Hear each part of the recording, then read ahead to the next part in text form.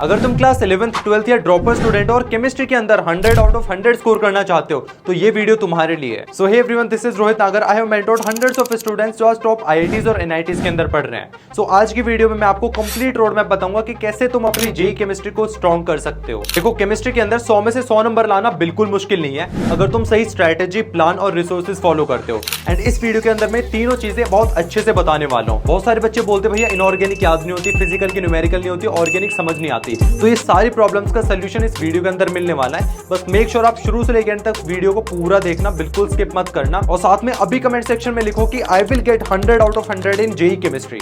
इससे क्या होगा कि तुम एक बार लिख दोगे ना तो मोटिवेशन आएगा कि ये चीज मुझे अब अचीव करनी है। तो सबसे पहले बात करेंगे कि जेई मेंस और जेई एडवांस के अंदर केमिस्ट्री की कितनी वेटेज है, मतलब कितने क्वेश्चंस पूछे जाते हैं। तो जेई मेंस की बात करें तो 25 क्वेश्चंस पूछे जाते हैं 100 मार्क्स के। जेई एडवांस के अंदर केमिस्ट्री की 30 to 35% तक वेटेज है। उसी के साथ में केमिस्ट्री के 3 पिलर्स है। 3 पिलर्स कौन से हैं? Physical, inorganic and organic chemistry. Physical की बात करें तो 35 से 40% तक की वेटेज है, मतलब जेई मेंस के अंदर 9 क्वेश्चंस पूछे जाते हैं। इनऑर्गेनिक से 30 to 35% होता है, 8 क्वेश्चंस पूछे जाते हैं। एंड ऑर्गेनिक केमिस्ट्री में 30 to 35% की वेटेज है जिसमें 8 क्वेश्चंस पूछे जाते हैं। तो ये हो गया कि तुम्हारे कितने जेई मेंस और जेई एडवांस के अंदर क्वेश्चंस पूछे जाते हैं। इसका एक्चुअली में हमें आइडिया होना चाहिए, तभी हम सब्जेक्ट को अच्छे से अप्रोच कर पाएंगे। नाउ नेक्स्ट मूव करते हैं हम अपना पिलर नंबर 1, फिजिकल केमिस्ट्री। अब फिजिकल केमिस्ट्री यार स्पीड और एक्यूरेसी का गेम है। बहुत सारे बच्चों की दिक्कत आती है कि भैया मुझसे थ्योरी समझ नहीं आती, फॉर्मुलाज याद नहीं होते और सबसे बड़ी प्रॉब्लम न्यूमेरिकल सॉल्व नहीं होते। देखो, मैं आपको कुछ स्टेप बाय स्टेप गाइड करने वाला हूं, आपको कैसे कैसे चैप्टर को पढ़ना है, कैसे प्रैक्टिस करनी है। वो 4 स्टेप्स में आपकी सारी प्रॉब्लम सॉल्व हो जाएंगी। ध्यान से सुनना। और एक और चीज बता दूं, फिजिकल केमिस्ट्री की सबसे ज्यादा हाई वेटेज है, मतलब 35 से 40% क्वेश्चन फिजिकल केमिस्ट्री से आते हैं। एंड इस पिलर को स्ट्रॉन्ग करने के लिए तुम्हारा मोल कॉन्सेप्ट स्ट्रॉन्ग होना बहुत जरूरी है। अब कुछ हाई वेटेज चैप्टर्स की बात करते हैं कि हमें सबसे पहले कौन से चैप्टर्स पे फोकस करना चाहिए। तो ये 2024 के एनालिसिस के अकॉर्डिंग ये चैप्टर्स की वेटेज बता रहा हूं मैं। मोल कॉन्सेप्ट की बात करें तो 2 से 3 क्वेश्चंस पूछे जाते हैं, जो कि सबसे बेसिक चैप्टर है। ठीक है। सेकंड चैप्टर इक्विलिब्रियम से 2 क्वेश्चंस आते हैं, थर्मोडायनेमिक्स से 2 क्वेश्चन आते हैं और इलेक्ट्रोकेमिस्ट्री से 1 से 2 क्वेश्चन कंफर्म आता है। बाकी चैप्टर्स भी हैं, लेकिन सबसे पहले आपकी प्रायोरिटी इन चैप्टर्स को कंप्लीट करने की होनी चाहिए और मोल कॉन्सेप्ट को तो बहुत अच्छे से करना है। नाउ अब बात करते हैं कि हमें पढ़ना कैसे, कौन कौन से स्टेप्स फॉलो करने हैं। तो अगर पढ़ने की बात करें भैया, how to study physical chemistry को स्ट्रॉन्ग कैसे करना है, तो सबसे पहला स्टेप है हमारा स्टार्ट विद एनसीईआरटी। एनसीईआरटी से स्टार्ट करो। ठीक है। कोई भी चैप्टर उठाओ, फॉर एग्जांपल मोल कॉन्सेप्ट उठा रहे हो, 30 मिनट्स एनसीईआरटी को अच्छे से रीड करो, समझो। उसके बाद दूसरा स्टेप क्या फॉलो करना है, हमें बनानी है फॉर्मूला की लिस्ट। ठीक है। फिजिकल केमिस्ट्री में अगर फॉर्मूला याद नहीं होंगे तो क्वेश्चंस तुम सॉल्व ही नहीं कर पाओगे। तो तुम थ्योरी पढ़ लो, उसके बाद तुम्हें फॉर्मूला की लिस्ट बना ली है, चैप्टर वाइज फॉर्मूला की लिस्ट बनानी है। वो कैसे बनानी है, एक बार फॉर्मूला लिस्ट बना ली, ठीक है, चैप्टर वाइज, फिर उसे डेली 5 मिनट रिव्यू करना है। ठीक है। उसे बहुत ज्यादा टाइम नहीं देना, सिर्फ एक लिस्ट बना ली, उसे 5 मिनट रिव्यू करना है। दूसरी चीज क्या करनी है, आपको लर्न फॉर्मुलाज। ठीक है। आपको लिस्ट बनाने के बाद फॉर्मुलाज को याद करना है। जब फॉर्मुला याद हो जाएंगे तो बहुत इजीली तुम क्वेश्चंस को सॉल्व कर पाओगे। तीसरा स्टेप आता है हमारा प्रैक्टिस न्यूमेरिकल्स। देखो, तुम्हें प्रैक्टिस करनी पड़ेगी। बहुत सारे बच्चे बोलते हैं भैया मेरी थ्योरी हो गई लेकिन न्यूमेरिकल्स नहीं बनते। देखो, अगर सिर्फ थ्योरी करोगे तो तुमसे न्यूमेरिकल्स नहीं बनेंगे। न्यूमेरिकल्स की प्रैक्टिस करनी पड़ेगी, तभी तुम्हारे फाइनल एग्जाम में क्वेश्चंस बन पाएंगे, तुम्हारे टेस्ट के अंदर मार्क्स अच्छे आ पाएंगे। न्यूमेरिकल्स की कैसे प्रैक्टिस करनी है, मैं ये नहीं बोल रहा तुम्हें 100 क्वेश्चन 150 क्वेश्चन करने हैं, बिल्कुल भी नहीं। तुम्हें डेली सिर्फ 15 क्वेश्चन करने हैं, डेली 15 क्वेश्चन करने हैं 5 एनसीईआरटी से, जो भी तुम्हें सॉल्व एग्जाम्पल्स दिए हुए या फिर तुम्हारी बैक एक्सरसाइज है, और 10 क्वेश्चन तुम्हें जेई लेवल लगाने जो कि एन अवस्थी से तुम सॉल्व कर सकते हो। और सबसे बड़ी बात, इन क्वेश्चंस को ना आपको टाइम बाउंड प्रैक्टिस करनी है, जिससे कि तुम्हें घर बैठे जेई का प्रेशर फील हो और तुम्हारी स्पीड भी डेवलप हो जाएगी। तो ये 3 पॉइंट्स हो गए। नाउ चौथे पॉइंट की तरफ मूव करते हैं, जो कि बहुत ज्यादा इंपॉर्टेंट है, वो है 4th point is mistakes check करो। ये तुम्हारा फिजिकल केमिस्ट्री है, इसके अंदर सिर्फ थ्योरी वाले क्वेश्चंस नहीं आते, इसमें तुम्हारे न्यूमेरिकल्स आते हैं। अब न्यूमेरिकल सॉल्व करोगे तो कैलकुलेशन एरर होता है, तो तुम जो भी गलतियां करते हो वो तुम्हें चेक करनी है, एनालिसिस करना है। जब भी तुम प्रैक्टिस कर रहे हो, घर पे प्रैक्टिस कर रहे हो, तो तुम्हें अपनी गलतियों पे ध्यान देना है। अगर तुम टेस्ट भी दे रहे हो तब भी बहुत सारी कैलकुलेशन एरर हो सकती है। फॉर एग्जाम्पल, तुम्हें पीएच की वैल्यू भूल जाते हो, तो उसके लिए आपको क्या करना है, डेली अपने नोट्स को रिव्यू करो। ठीक है, याद करो, पीएच की वैल्यूज याद करो। दूसरी एक ट्रिक बताता हूं। दूसरी ट्रिक क्या कर सकते हो कि लॉग टेबल बहुत ज्यादा यूज होती होती है, तुम्हें log 2 की वैल्यू पता होनी चाहिए, 3 की, मतलब log 10 तक की सारी वैल्यूज तुम्हें पता होनी चाहिए एंड ये तुम याद कर सकते हो, प्रॉपर टेबल बना के फॉलो कर सकते हो। अब बात आती है कि भैया फिजिकल केमिस्ट्री को हर दिन कितना टाइम देना है? सिर्फ 1.5 घंटा, सिर्फ 1.5 घंटा देना है। 30 मिनट्स थ्योरी एंड 1 घंटा तुम्हें प्रॉपर प्रैक्टिस पे फोकस करना है। Now second pillar is inorganic chemistry. अगर तुम्हें केमिस्ट्री के अंदर बहुत अच्छे मार्क्स चाहिए तो तुम्हारा इनऑर्गेनिक पार्ट बहुत स्ट्रांग होना चाहिए। जितने भी टॉपर्स है जिनकी बहुत अच्छी रैंक आती है, आईआईटी दिल्ली, आईआईटी बॉम्बे में पढ़ रहे हैं, उन सबकी इनऑर्गेनिक केमिस्ट्री स्ट्रांग होती है। अब इनऑर्गेनिक केमिस्ट्री में प्रॉब्लम क्या आती है कि भैया मुझसे रटी नहीं जाती, समझ नहीं आती। दिक्कत क्या है कि तुम रटने की ट्राई करते हो बिना समझे। अगर तुम चीजें एक बार समझ लेते हो तो फिर याद करना बहुत आसान होता है एंड वो स्टेप्स भी मैं बताने वाला हूं कि कैसे इनऑर्गेनिक केमिस्ट्री को बूस्ट करना है, स्ट्रांग करना है। लेकिन एक बात ध्यान रखनी है कि कुछ ऐसे इंपॉर्टेंट चैप्टर्स होते हैं जो हमें पहले पता होना चाहिए। पहली फोकस मतलब फर्स्ट प्रायोरिटी हमारी वो चैप्टर्स होने चाहिए। वो चैप्टर्स कौन से हैं? वो चैप्टर है जैसे पी ब्लॉक, ठीक है, coordination compound, periodic table. P block से 2 से 3 क्वेश्चन आते हैं सिर्फ अकेले चैप्टर से, ठीक है। कोऑर्डिनेशन कंपाउंड इतना बड़ा चैप्टर नहीं है कि स्टिल 2 से 3 क्वेश्चंस आते हैं। पीरियोडिक टेबल से 1 क्वेश्चन आता है। देखो फर्स्ट प्रायोरिटी तुम्हारी ये चैप्टर्स की होनी चाहिए, इन चैप्टर्स को कवर करो। और एक और चीज कि इनऑर्गेनिक केमिस्ट्री में बच्चे सोचते हैं कि भैया ब्लॉक केमिस्ट्री, मुझे S block, P block, D block, F block, ये सारी चीजें करनी पड़ेंगी। लेकिन थोड़ा सा ध्यान से समझोगे ना, कोऑर्डिनेशन कंपाउंड हो गया, पीरियोडिक टेबल हो गया, केमिकल बॉन्डिंग हो गया, है ना, 1-2 और चैप्टर्स हो गए।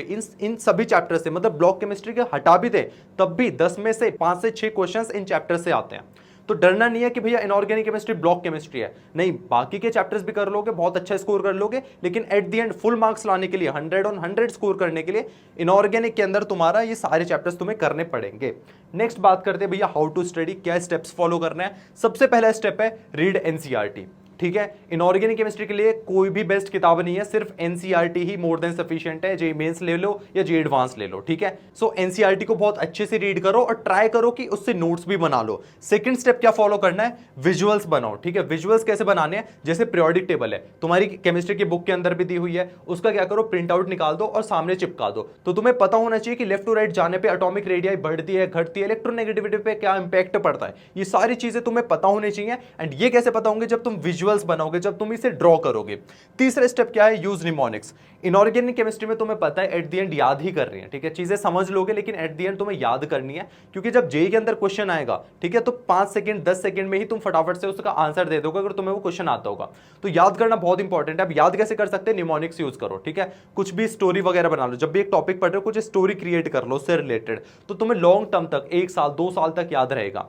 निमोनिक्स का कैसे यूज कर सकते हो एक एग्जांपल बताता हूं। जैसे ग्रुप 15 है, ग्रुप 15 के अंदर तुम्हें ये एलिमेंट्स याद करने हैं। एलिमेंट्स कैसे याद कर सकते हो? नहीं प्यार असली सब बकवास, नहीं प्यार असली सब बकवास, मतलब नाइट्रोजन, फास्फोरस एंड ये सारे एलिमेंट्स तुम्हें ऐसे याद रख सकते हो।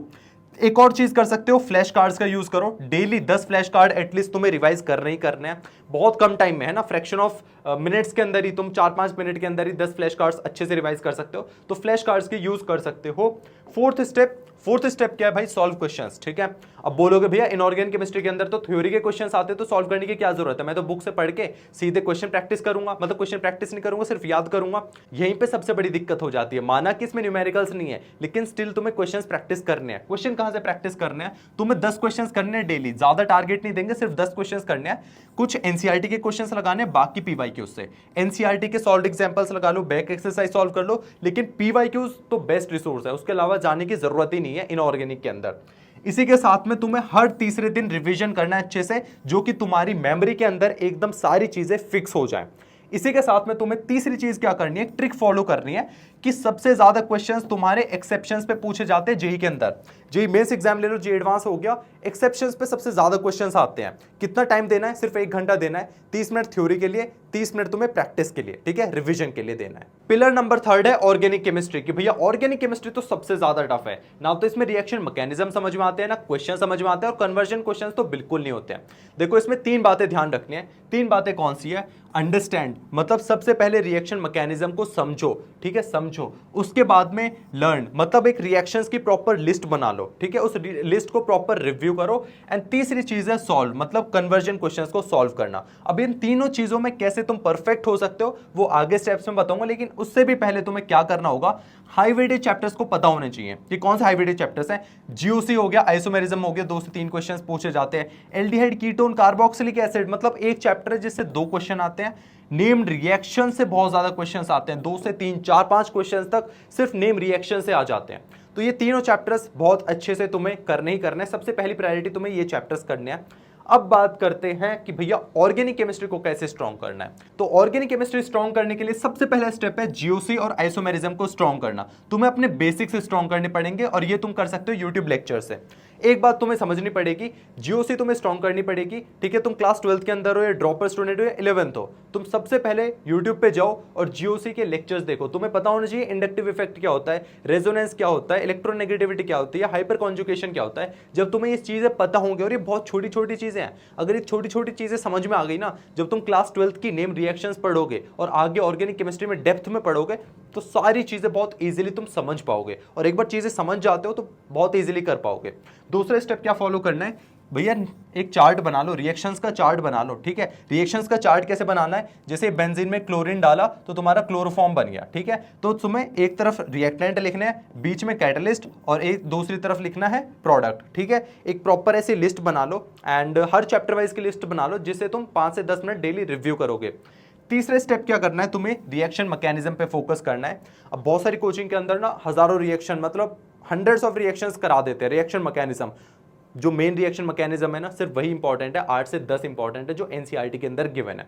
तो वो 8 से 10 रिएक्शन मैकेनिज्म बहुत अच्छे से कर लो, मोर देन सफिशिएंट है, ठीक है। उसी के साथ में हर दिन टारगेट करो कि 5 रिएक्शंस मुझे याद करनी है। हर दिन कितना टारगेट करना है, 5 रिएक्शंस मुझे याद करनी ही करनी है। फोर्थ स्टेप क्या करना है भाई, प्रैक्टिस करोगे तभी ऑर्गेनिक केमिस्ट्री स्ट्रांग होगी। ऑर्गेनिक केमिस्ट्री को तुम फिजिक्स की तरह समझो, जितनी ज्यादा प्रैक्टिस करोगे उतनी ज्यादा तुमसे क्वेश्चंस बनेंगे। डेली कितने क्वेश्चंस करने, 10। मैं टारगेट लंबा नहीं दे रहा, सिर्फ 10 क्वेश्चंस करो। 4 क्वेश्चन तुम आईयूपीएससी के करो, क्योंकि तुम्हें पता होना चाहिए कि कौन से कंपाउंड का क्या नाम है। 6 क्वेश्चंस तुम्हें जेई लेवल के करने हैं, ठीक है। कन्वर्जन क्वेश्चंस हो गए, बाकी क्वेश्चंस हो गए, एंड बुक तुम एमएस चौहान फॉलो कर सकते हो। इसी के साथ में कन्वर्जन के पीवाईक्यूज को अच्छे से सॉल्व करो, नेम रिएक्शंस को बहुत अच्छे से पढ़ो, और तुम्हें टाइम देना है 1.5 घंटे, 30 मिनट्स थ्योरी के लिए, 1 घंटा प्रैक्टिस के लिए। अगर ये चीजें फॉलो कर ली ना, तो तुम्हारी ऑर्गेनिक केमिस्ट्री भी स्ट्रांग हो जाएगी, बहुत बेहतरीन। नाउ अब जेई केमिस्ट्री का फुल प्लान डिस्कस करते हैं कि भैया क्या रूटीन होना चाहिए, कितने टेस्ट देने हैं, क्या रिसोर्सेज फॉलो करने हैं।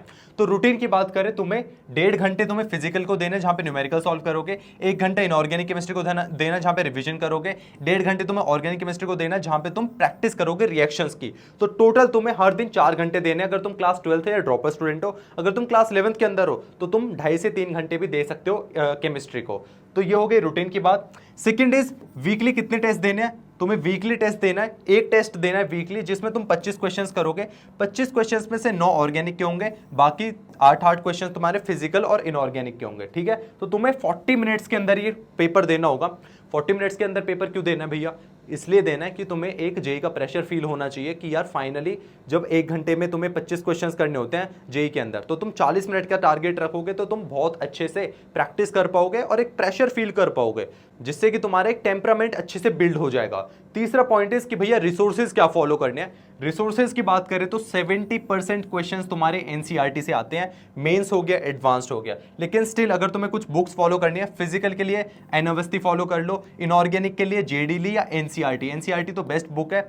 ऑर्गेनिक केमिस्ट्री के लिए एमएस चौहान को फॉलो कर सकते हो। तो ये तीन किताबें बहुत अच्छे से करो। फर्स्ट प्रायोरिटी तुम्हारा कोचिंग मटेरियल होना चाहिए, फिर तुम्हारी एनसीईआरटी होनी चाहिए। लेकिन स्टिल अगर तुम कोचिंग के अंदर नहीं हो, सेल्फ स्टडी कर रहे हो, तो ये 3 बुक्स को फॉलो कर सकते हो। फोर्थ पॉइंट जो सबसे ज्यादा इंपॉर्टेंट है कि भैया मेरा टारगेट है 100 आउट ऑफ 100 लेके आना, जेईई मेंस के अंदर या फिर एडवांस्ड के अंदर। तो अगर तुम्हारा बड़ा टारगेट है ना, तो बड़े टारगेट के लिए बड़े सेक्रीफाइसेस लगते हैं, बड़ी कंसिस्टेंसी लगती है और बड़ा डिसिप्लिन लगता है। ये तीनों चीजें जब तुम्हारे अंदर आ जाएंगी, तो डेफिनेटली तुम 100 आउट ऑफ 100 पहुंच सकते हो। बस तुम्हारे अंदर का मोटिवेशन को नहीं जाने देना है। जैसा तुम अभी एकदम मोटिवेटेड फील कर रहे हो ना कि यार मैं डेफिनेटली क्रैक करूंगा, वैसा ही motivation throughout the year रहना चाहिए। क्योंकि बहुत सारे बच्चे इस जर्नी में गिव अप करने वाले हैं, लेकिन तुम वो स्टूडेंट होने चाहिए जो बिल्कुल गिव अप नहीं करोगे, हमेशा फाइट करोगे। और डेफिनेटली अगर तुम फाइट करते रहोगे ना, तो एक ना एक दिन 100 आउट ऑफ 100 पहुंच जाओगे। सो जो भी स्ट्रैटेजी मैंने इस वीडियो के अंदर बताई, वो सारी स्ट्रैटेजी अच्छे से फॉलो करो, डेफिनेटली तुम बहुत अच्छा स्कोर करने वाले हो। बस कॉन्फिडेंस अंदर रखो, गिव अप बिल्कुल नहीं करना है, मोटिवेशन एकदम हाई होनी चाहिए। अगर सेम वीडियो तुम्हें फिजिक्स और केमिस्ट्री के लिए चाहिए, तो फटाफट से कमेंट सेक्शन में बताओ, चैनल को सब्सक्राइब कर लो और बेल आइकन को भी ऑन कर लो, जिससे कि तुम्हें मैं जब भी नेक्स्ट वीडियो डालूं, क्योंकि ऐसी बहुत सारी स्ट्रैटेजी वीडियोस आने वाली हैं, तो तुम्हारे तक पहुंच जाए, मिस आउट ना कर पाओ। और ऑल दी वेरी बेस्ट यार, मचा दो, फोड़ दो, कहर मचा दो। Bye bye.